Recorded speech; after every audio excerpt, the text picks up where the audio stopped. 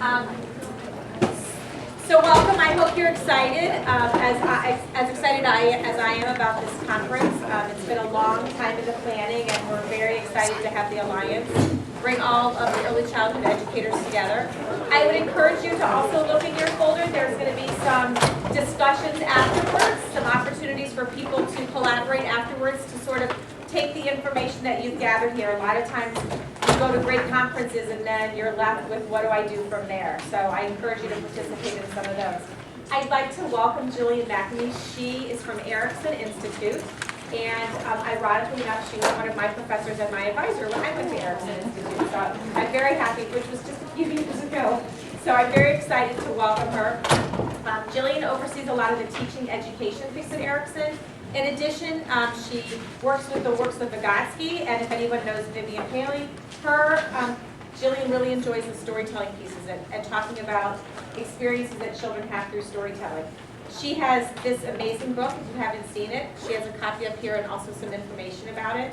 We have someone in here who just got hers autographed. So I wanted to welcome Gillian. We're going to have a chance, I hope, to ask some questions at the end. And if you need flyers, I'll walk around and pass them out. Good morning. We're here to think about our youngest children in school. So let's begin where they would enjoy being welcomed in. One misty, moisty morning, when cloudy was the weather, I met a little old man, clothed all in leather. He began to compliment, and I began to grin. How do you do, and how do you do, and how do you do again? So say how do you do to someone at your table. How do you do?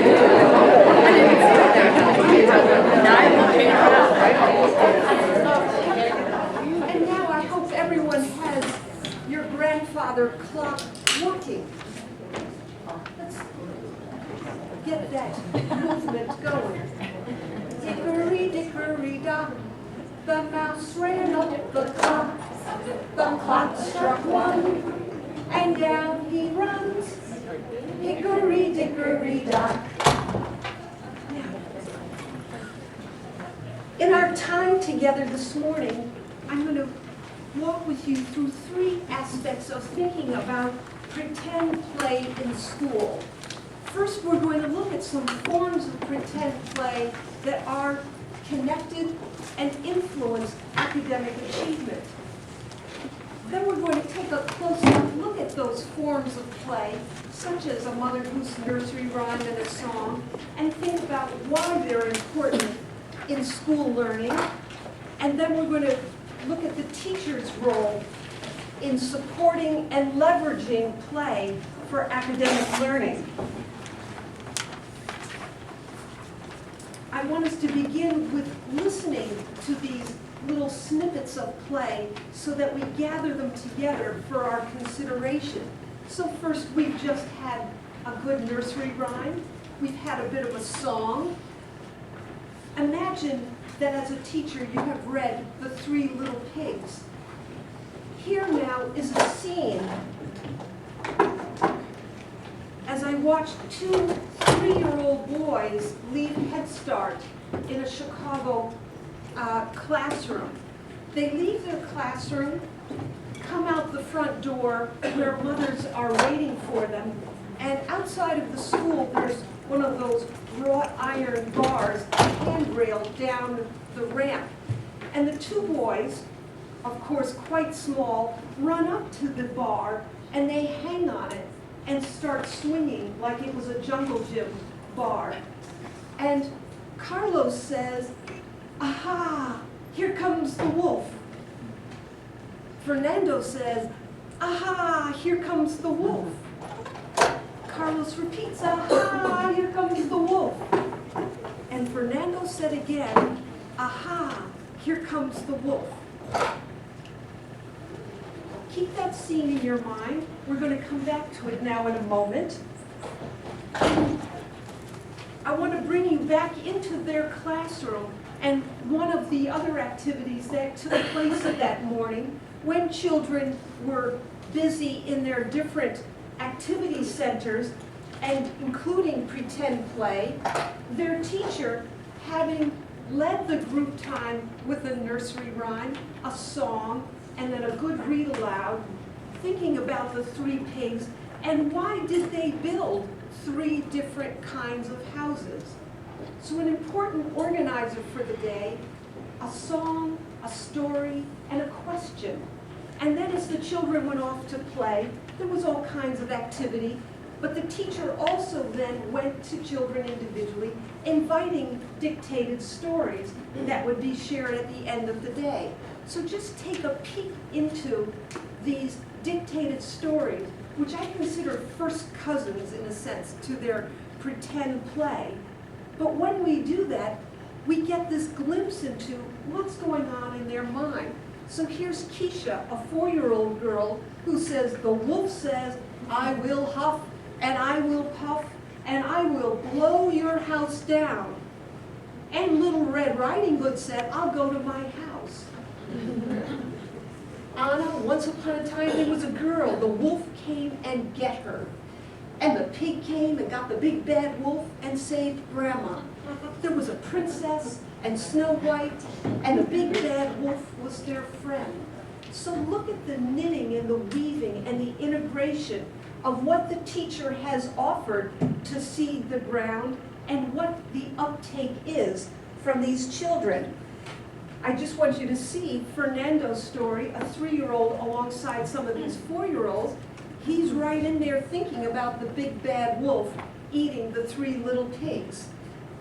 Anthony was picking up on a book the teacher had read the day before as part of their science explorations, thinking about fish coming and going. He's got a line of thought on that story. And 2 more. Zoe, story I love, you might say right out of the housekeeping area, the doll corner, carrying her baby doll. She says, my baby's going to turn 6 years old. She's going to eat nachos, potato chips, cupcakes, ice cream. If this isn't a preschooler's dream come true, birthday celebration. Now, let's look at what's going on in these forms of play that have something to do with academic achievement. I bring this slide forward because it does come from the work of Ed Miller and Joan Allman of the Alliance for Childhood in the important document of 2009, The Crisis in the Kindergarten. And what they asked us to consider is that when we advocate for pretend play in school, it's not asking for all play and nothing else.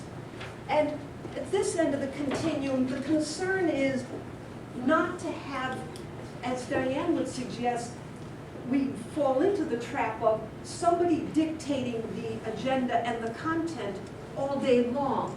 What we're aiming for is this balance in what 2 and 3 represent on this continuum, both opportunities for children to play and for us to listen and build on that and in a sense be informed by their play in then presenting teacher-directed, teacher-guided activities.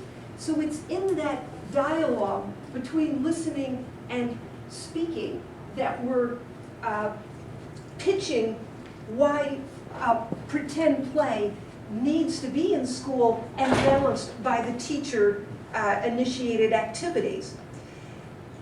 Now, I want to come back to those little vignettes of play I've just offered and help hold out what's important about them and why are they connected to schooling. The first and really the most important parts are those first 2 bullet points. The currency of schooling is language. Our children must learn the discourse of speaking, listening, reading, and writing. Those are language-based activities. So the forms of play we engage them in that develop language skills are critical. And the wonderful thing about pretend play is that it is symbolic activity all done through language. when children create a pretend scenario, as Fernando and Carlos did, it's interactive, it's negotiated. It means children can get on the same wavelength in words. And that's what it means to read a book, that an author can offer us a line of thinking that we all get absorbed in and lost in at the same moment. Pretend play is that very mental activity. It is abstract, logical thinking. It means that children leave the immediate here and now, and they're thinking about an idea, its logic, the connections among the events of the story. And so pretend play that children are carrying out has a direct connection then between the nursery rhymes, the songs, the read-alouds, and our discussion of stories such as the Three Pigs, and why they build separate houses, why they pick their materials. Does their mother know that they're going to meet the big bad wolf? Where's the father? All these questions that children will think of. The important thing about pretend play is that when children can, in a sense, forget where they are in the immediate here and now, is that they're using language to say, what if? And they leave the present and they're using what they know about the past, about the future, and about the hypothetical. So pretend is the same language as what if?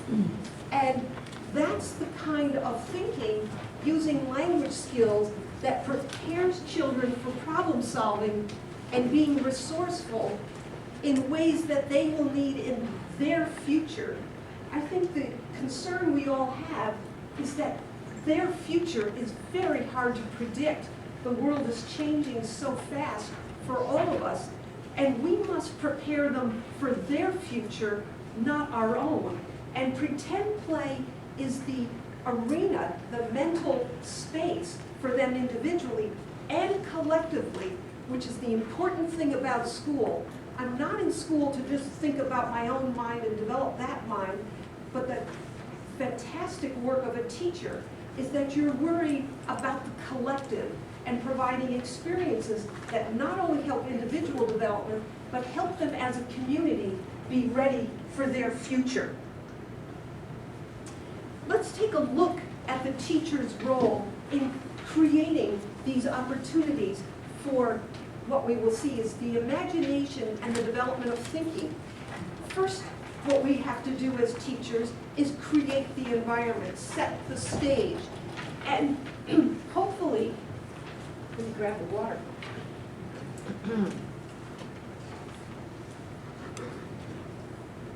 The environment has plenty of open-ended materials, things such as unit blocks when we're inside, or sticks and leaves and stones and pebbles when we're outside. The idea is the less definition we give to the material, the more we optimize children taking an object and transforming it into a set of gold, or soup and carrots for the baby, or it's the medicine I'm going to give the baby. The object can gather all different kinds of meanings inside of a child's story. And that's what develops their, you might say, their mental flexibility. So the environment, the materials, then it's our giving permission to play, valuing play, and then the kind of talk we seed the ground with to encourage play that is interactive, that does promote conversation among the children. So you might find yourself noticing that children may be doing play by themselves or working with blocks or pushing a little car, and you might try to expand and extend where that car might be going or this building, how it might connect to the activity of somebody right next to the child. So making connections, finding the story line becomes important. And when the teacher of this classroom I observed read the Three Pigs, the you might say, now we could say it went viral. The children picked it up in all corners of the room, and it began to seep into the play. And you can tell what other stories she had also been reading. Snow White, Cinderella. So there was a great range of fairy tales, Mother Goose, and all kinds of other children's literature in the classroom. We play a role in asking children questions and helping them see how their activity has built, how they might be enjoying or thinking about the same story or bringing in some new aspect to it. I think this last point connects directly with what Diane was saying to us earlier this morning, that the conflict resolution opportunities that come during pretend play are essential. They're part of the curriculum of what pretend play offers. Sometimes we'll find inexperienced teachers who haven't had a lot of opportunity to be at home with play, and maybe even parents who say, oh, if there's a tension here, I'll take the child out and they'll pick another activity. When in fact, play and these conflicts are the laboratory for learning the very skills of what goes into someone who can play well, who can collaborate, who can coordinate their thinking with others. And that's exactly the characteristics of people of the 21st century. When we look at the 21st century goals, internationally, let alone nationally, they are these skills of collaboration, negotiation, coordination, and that's what we have right in front of us in pretend play in our classrooms. So when we see upsets or disagreements, it becomes an opportunity for us to ask, let's look at this story that's unfolding. Who are the characters? What's going on here? If someone says there's no elephants in this story or there's no place for a dinosaur, we might say, well, how could we include one? Or what's going to happen if a dinosaur does come along? So asking children to deal with the variables that are on the table in a classroom, or if there are not enough blocks, or someone wants all the blue pattern blocks to make a particular design. How do we solve that problem? We don't have to have the answer. We have to know how to ask the questions and keep the inquiry open long enough while children solve their problems. That's preparing them for their future. This last slide, I think, is a very important one that Vivian Cayley writes about in her book called A Child's Work, The Importance of Fantasy Play in Young Children's School Life. What I've represented here, and this is what we work on with our student teachers at Erickson Institute, taken from Sarah Smolansky's work, that children need to learn to play in school. They don't just come knowing how to play, particularly play with 15 other children their own age. School is a very unusual gathering of peers, and you might say it's a new cultural invention we've created, and we're setting up environments, but we have to expect it's going to take them time to develop skills. So as teachers, if we recognize these are 10 different stages of a child coming into a classroom, perhaps as a late 2-year-old or a 3-year-old, up to a 5- and 6-year-old, that these are some of the stages they will go through. And as true in all development, the goal is not to achieve development, for example, at levels 1 or 2, and then let them go. Hopefully, knowing how to become someone else or see that an object can transform into something else is a skill and an ability we keep with us. But sustaining the play of being someone else or someone, being a princess or being a tiger, and then doing it alongside another and with someone else, and doing it in parallel play, and then gradually developing skills to coordinate a pretend scenario with other people and doing it over time to the point where children can do this for 30 to 45 minutes. As Vivian Paley said, if we do this right, kindergarten is the graduate school of pretend play. And it takes lots of practice at all of these levels and being given the opportunity and somebody with a vision that this is where they can go.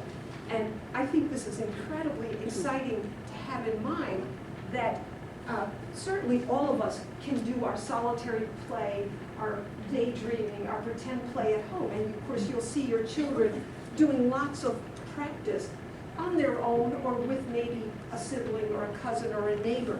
But it's what the classroom affords that we have no other place in life to learn the kinds of skills that we all now recognize we want to do things like solve the Middle East problem.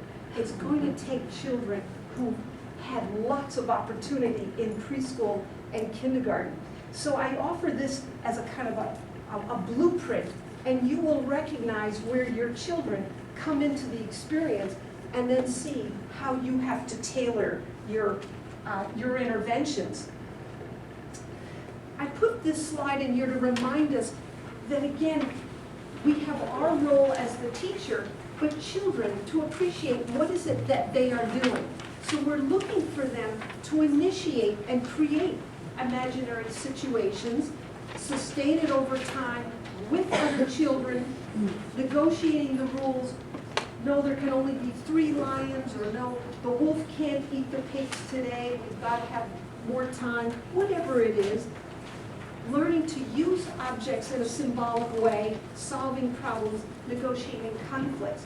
So this is a reminder of what the challenges are that are in the play, and we know that play is not a picnic every day. It's not easy, it's not necessarily, you might say, natural in the skills that it's going to require to keep good play going alongside a whole lot of other children. I think as a way of summarizing what's important about play in school is that it is public, social thinking and problem solving about the possible and future worlds. And it's that place where children go in their imagination that we're guiding them toward. I bring this one last quote from Vygotsky that I think is a wonderful reminder of what is it that you're seeing when you get these rich scenarios of play happening in your classroom. That in pretend play, it's as if children are a head taller than themselves. As in the focus of a magnifying glass, play contains those developmental tendencies in a condensed form and is in itself a major source of development. So that idea of, as teachers, when you're watching children in pretend play, you're seeing the potential of their future acted out with you right now. And it's the, you might say, the runway, the taking off spot for that future. Yesterday, I had an opportunity. I called Vivian Paley. She knew of this conference, and she is certainly here in spirit. And I want to just leave you with one quote that she said as part of a talk she gave at Lady Bird Johnson's, the anniversary of the founding of Head Start. Vivian Paley gave this talk in Texas, and she said, as a nation, we have no more important natural resource than our children. And they have no more important natural resource than their imagination. And that's what we are the guardians of and the curators of for their future, their imagination. And it's this quote of Vygotsky that I think, for me, helps summarize. We see the best of development right there in front of us in their pretend play.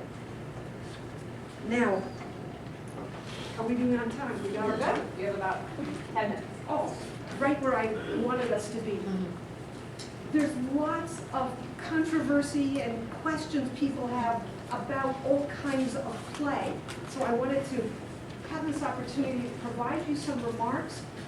I've got this handout here that pulled together a couple of these main points. The green insert is a summary of key ideas to guide you if you want to engage children in dictating stories and then acting them out. I have written a book about my work with Head Start children in Chicago, and I have material up here. You perhaps know the work of Vivian Paley, who was my cooperating teacher when I did my student teaching. I walked into a classroom not knowing who I had. I tell her I have an incomplete in my student teaching because I never stop learning from her writings. But that just gives you a picture of, I'm still working on my teaching skills. But let's open it up to your discussion now and the questions that are coming to you as professionals who are trying to safeguard pretend play in your classrooms. I have quite a few students in my classroom where English is not their first language, where, you know, communicating even with their parents is difficult. But when I'm reading some of these stories that the other children, you know, are maybe familiar with, they don't have any point of reference, and I'm not, you know, sure even how to engage them in some of the things.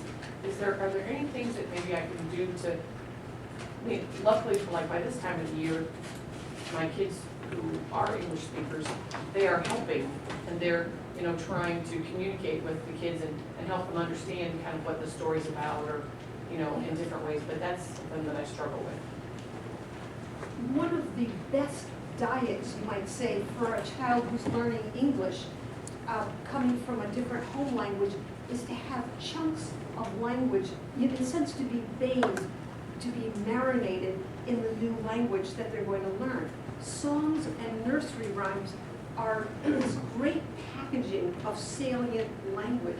So to have daily routines where you're singing a simple song, and maybe you do Hickory Dickory Dock for weeks at a time, and you begin to help them experience. I mean, Hickory Dickory Dock is not, they're kind of nonsense words, but they hold out just literally the progression of sounds that go into English words.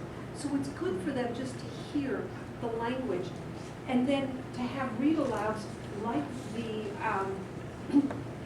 Three Pigs, where you invite children to say with you, I'll huff, and I'll puff, and I'll blow your house down. Everyone benefits from this rich, you might say it's almost physical, verbal, and you can of course act this out. That's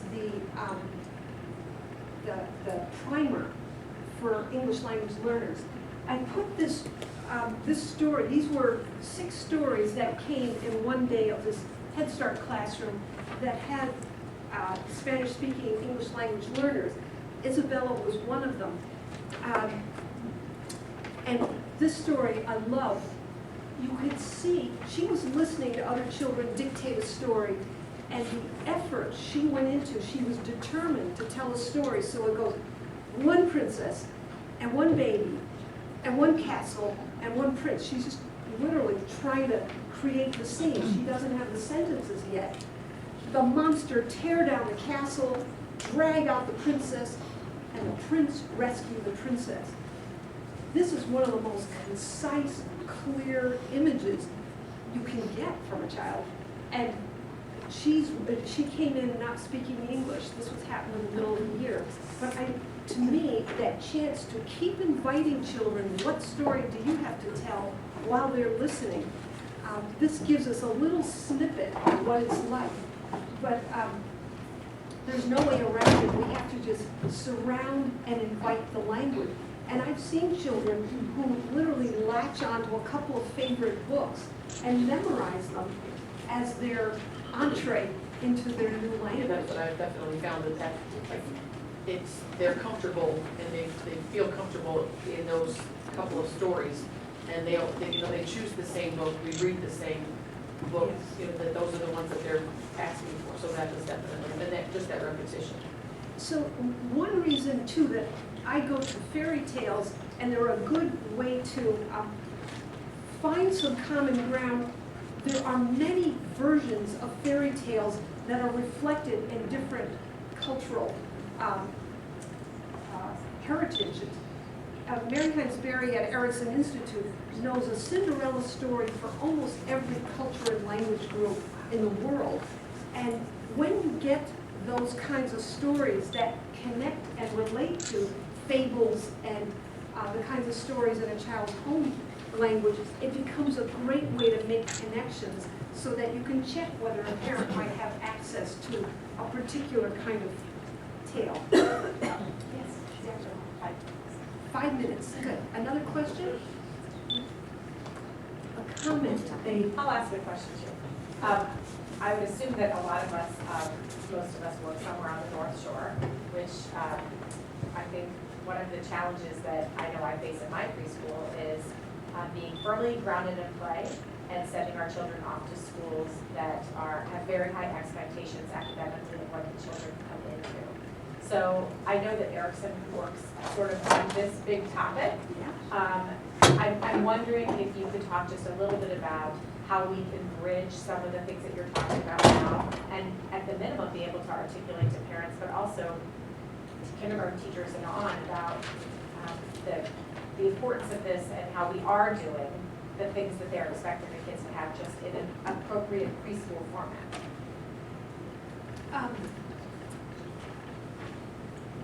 Tell me if I'm catching the right gist of your question.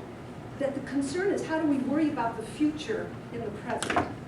The concern is that we know exactly what we're doing, but the teachers who are receiving our children have different Common Core standards in mind, and they're feeling as if they're not getting the package that they would like. Right, that they would like the children who are sitting still and who are... Right. They would like knowing how preschoolers to to be kindergartners. Yes.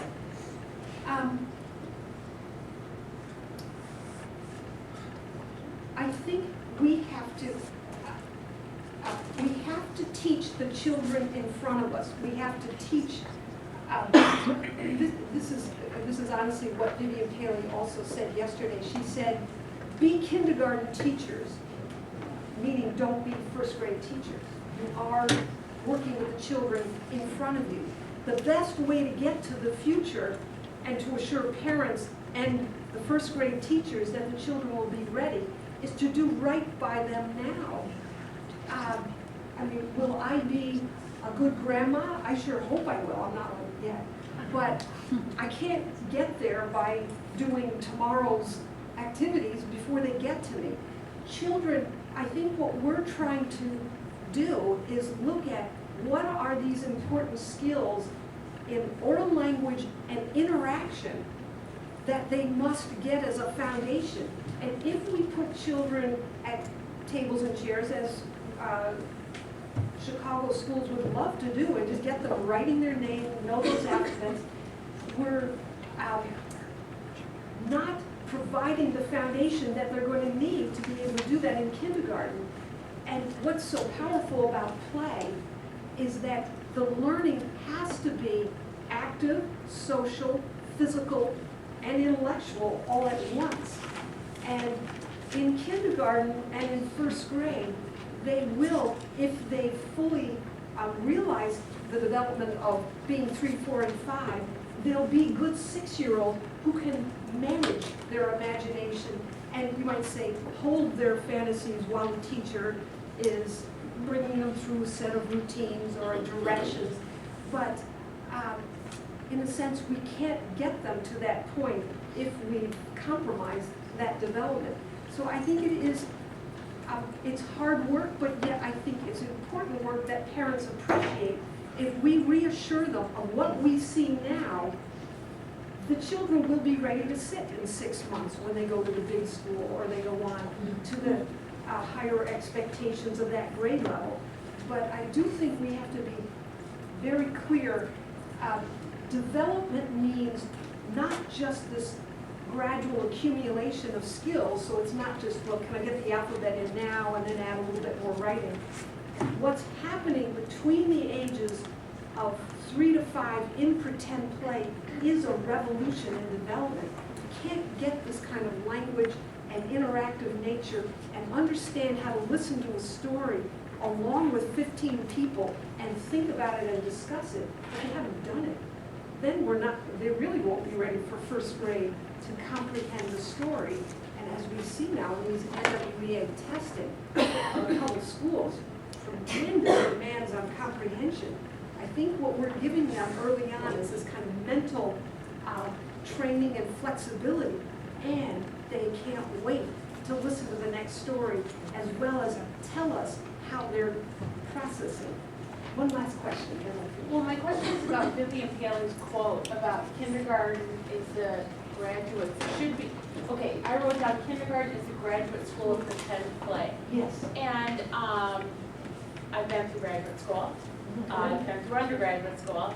I teach both undergrad and graduate. I feel like I have a pretty good handle on the kind of student. In thinking about preschoolers, I'm wondering if this quote is I hope kindergarten is the graduate school, because I don't see that in my daily, like, at the end of, their 4-year classroom, not, like, it's kind of like the population of students that go on to college and then graduate school, they look so different sometimes, those students, and I feel like, even though kindergarten, it would be nice to call it the graduate school of pretend play, I don't know if that's, like, I wonder, based on who I see every day, is that really? I mean, are we preparing teachers who are prepared to make space for this in their classroom? To make it so that it is. I don't know. I think that's our job. I think that's why we're here, is to remember what little children are like. And we all have to deal inside of the constraints now of, I wish they were the common sense national standards. That's where I was running for But I'm out there with all our student teachers teaching reading in kindergarten. But if we understand what we're after during centers and time for pretend play, I think we can have a cake and eat it too. But let's talk about that during the day. That's why we're here.